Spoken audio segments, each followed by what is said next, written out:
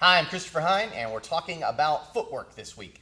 So that's maybe a little bit of a misnomer for this video because we're not specifically talking about footwork in this video. We're going to talk about the Tai no Henko. And the Tai no Henko is the variation position between you and the other person. That could be your attacker or whatever it is that you need to position yourself differently to. So Aikido has a set of Tai no Henko that are key. The Tai no Henko are actually the way we vary the position. And then the new position is a thing unto itself. So we're going to talk a little bit about the actual positions and then how we vary the line to get to those different positions and what that is. And so there's only a few basic ways we do this. There's 6 Tai no Henko, 6 position variations, and we can do that from either an Ai Hanmi or a Gyaku Hanmi. We'll also talk in this video about what Ai and Gyaku Hanmi really are. So instead of just thinking of it as a static position, it's actually a position that's constantly in flux. So I'm going to call Josh over here and we're going to talk a little bit about the Tai no Henko, both the basic positions and the variation of positions themselves. Hey, Josh.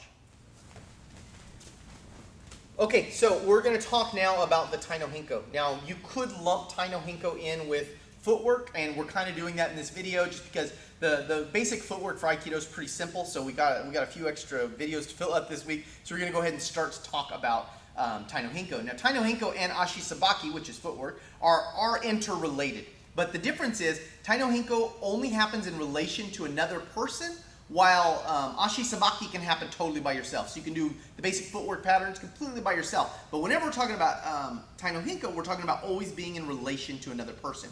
So first let's talk about what the basic rough positions are. So Josh just stand square. Let me get you move that way just a little bit. Perfect right there. Okay, so this is one of the worst positions to be. So I'm going to show you the absolute worst position for me. This is the worst position for me.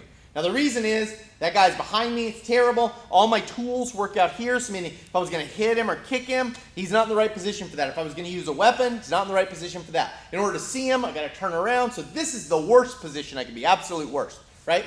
But this isn't all that much better. So now I can defend myself, but really, he can hit as hard as I can. So if we're the same amount of power, he can hit me every time back as hard as I hit him. Now, if he's stronger than me, which is what we're always accounting for in our context of Aikido, is every time I hit him, he's going to hit me harder. So it's a losing proposition. So I can never settle for this. So I want to at least be a little askewed from this, we call it mu hanmi, which means no hanmi. I want to be a little askewed.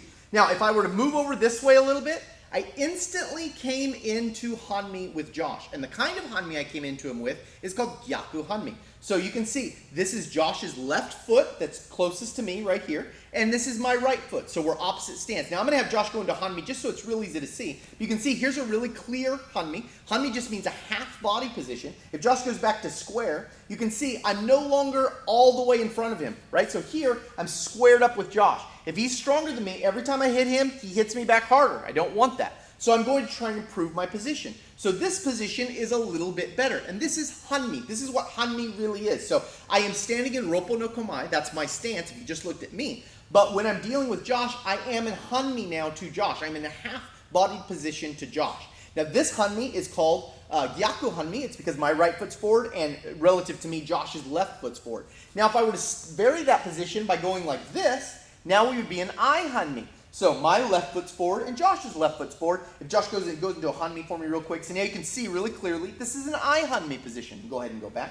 So if we vary it that way, we're getting a Hanmi, and it could either be Gyaku or Ai. And that just depends on how I step, and I could step the 2 different ways for all kinds of different reasons. Now, if I could manage to get over to the side of Josh, this position gets way better for me. Now the reason is, let's move over here just a tiny bit. Okay, so the reason that this is a lot better position is because this whole half of Josh's body is the only half he can really do damage to me with. If he leaves his body like this and reaches with his other arm, he can't even reach me, right? So he can't even touch me, let alone hit me hard. It would be impossible for him to kick me with that leg. And even if he had a weapon, this would be a really hard cross-body shot for him to make. So if this is kind of hard to understand, look again at the timings video, the body timings video, and this will explain to you why this is a harder position for him. So if I could manage to get all the way side by side here with Josh, that would be really great. Now in our school, we call this Hito Ami. This is the Hito Ami position where I'm side by side with Josh. You know, there's a few ways I could be in this. So just like our Ai and Gyaku Hanmi for Hanmi, in Hito Ami, we could be a few different positions. So I'm going to have Josh face you so you can see. This is the Chokaku position, right? So like a 90-degree position. So we're 90 degrees to each other. I could be this way, and this is ai hitomi. Now it's ai hitomi because we're facing the same direction. So we're the same, we're fitting, we're matching. This is ai hitomi. If I were to turn around, or actually let me have Josh turn around because I want to hit these microphones here. So if Josh turns around, now we're in gyaku hitomi. So we're side by side, but facing opposite directions. So Josh is facing that direction while I'm facing this direction. So this is gyaku hitomi. All right.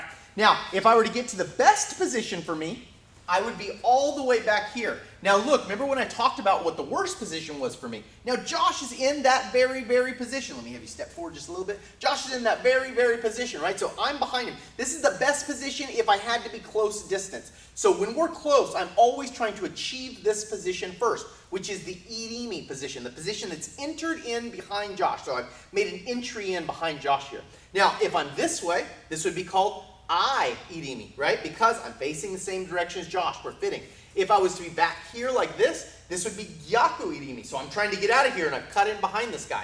Or if I was at a 90-degree angle, this would be chokaku irimi, right? And I'm like this. It's like if you think of our irimi nage, this is generally happens from a chokaku, right? And that's because he's trying to turn around. Good. All right, thank you, Josh. All right, so these are the basic positions that we're going to use. Now, getting to the positions is another skill set in and of itself. So that skill set is actually the Tai no Henko, so how I vary those positions. So let me have you move back just a tiny bit, all right, and put this foot forward for me. All right, so right now, Josh and I, and we've just kind of fabricated this so it's easy to see, and this is a great way to work with students on it. We've ended up in a gyaku hanmi. So Josh is left foot forward, I'm right foot forward.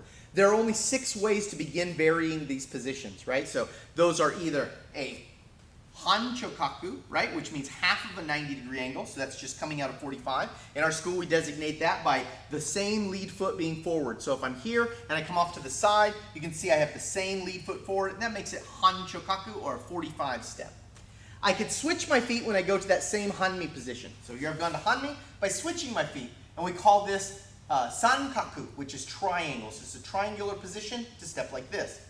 I could come all the way off to the side, coming into that hitomi position, and this is just chokaku. So by moving myself off to the side, I've achieved chokaku. Now when doing chokaku, you want to always have your open side towards this guy. So I have my hands in front of me to defend myself or be offensive if I needed. If I stood in like this would be a bad way to do it because you can see I'm not lined up to deal with Josh. In order to deal with Josh, I have to move all the way over here. And so that's another timing, creates a lot of difficulty for me. So anytime I'm going to a chokaku, my open side is towards the person I'm dealing with, right? And that's a chokaku. I can also make a sotomowari. So turn to the outside like this. So I'm letting my body turn to the outside of Josh. So we use these sotomowaris all the time. Now if you look at my ashisabaki, just my footwork, right now that's a tenkan.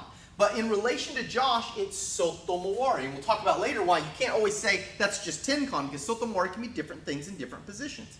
I also could do an uchimowari. I'm turning to the inside, like this. I'm moving inside of Josh. Now this might look like a really weird action, but I'm going to show you why the theory of Aikido needs this action. It's actually super martial and super useful. But when you look at it right now, it's like, oh, that's a stupid way to turn. There's a really good reason why we have to have irimi or uchimowari movement. So this is an uchimowari movement. And now what I wanted to say a second ago, which is irimi. Irimi is another Tai no Henko where I try and enter right in behind Josh. So I'm sliding in. Maybe move just a little bit more to the center. Perfect. Okay, so when I'm making irimi, I'm sliding in here behind this guy.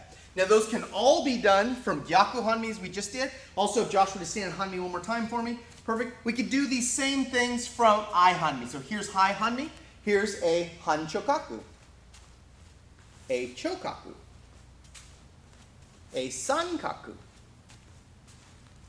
a sotomowari, an uchimowari, and irimi. Now, these things would never be done static. Josh would be moving at me and I'm trying to vary the line, right? So we also need to practice these kino nagare at a certain point. But to get started, these will kind of give you the ideas of the positions we use in Aikido and an important, like a way to grade them, right? So anytime I'm mu hanmi, without hanmi, that's bad, okay? Hanmi is the first position where I could start to work and I'm okay, at least I don't need to worry totally about my feet, but that's still not a great position. A chokaku is a way better position, and irimi is the best position we can make. So we're always trying to work those positions. And then the way we get to those positions is the Tai no Henko that we practice. These are core to understanding Aikido. First, you have to have good ashisabaki. When you have good ashisabaki, you can start to move to relational positions. Once you can do this kihon, like we just did, real basic, then you should be able to move into kino nagare, and then you can move into actual awase, so how we make awase to defend ourselves when people are coming for us. This is the basic Tai no Henko and positions used in Aikido. I'm Christopher Hine. Thanks for watching.